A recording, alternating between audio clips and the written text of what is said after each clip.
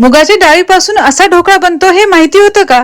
नाश्त्यासाठी काहीतरी हेल्दी आणि टेस्टी हवं असेल तर हा ढोकळा नक्की करून बघा। त्यासाठी एका बाउलमध्ये 1 वाटी मूग डाळ आणि पाव वाटी पोहे टाकायचे। पाणी टाकून याला धुवून घ्यायचं।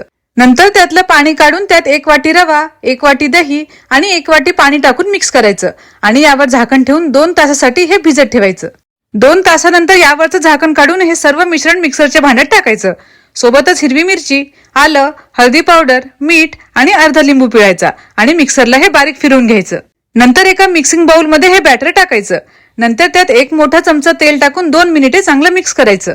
आता त्यात इनो फ्रूट सॉल्टचं 1 पॅकेट टाकून 2-3 मिनिटे याला सारखं हलवत राहायचं। यामुळे ढोकळा छान स्पॉन्जी होतो। स्टीमरच्या प्लेटला मी आधीच तेल लावून घेतलं होतं। त्यात हे बॅटर टाकायचं।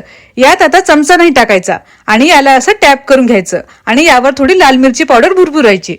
मी इथे स्टीमर मध्ये आधीच पाणी तापायला ठेवलं होतं। त्यात ही प्लेट ठेवायची आणि यावर झाकण ठेवून 15 मिनिटांसाठी मध्यम आचेवर याला वाफवून घ्यायचं। नंतर यावरचं झाकण काढायचं, चाकू टाकून बघायचा, असं क्लीन निघाला पाहिजे आणि हे आता रूम टेम्परेचरला पूर्ण थंड करून घ्यायचं। थंड झाल्यानंतर याचे चौकोनी आकारात पीसेस कट करून घ्यायचे। आता एका तडका पॅन मध्ये तेल गरम करून त्यात मोहरी, तीळ, हिरवी मिरची आणि कढीपत्त्याची फोडणी करून ती यावर टाकायची आणि वरून थोडी कोथिंबीर पण टाकायची।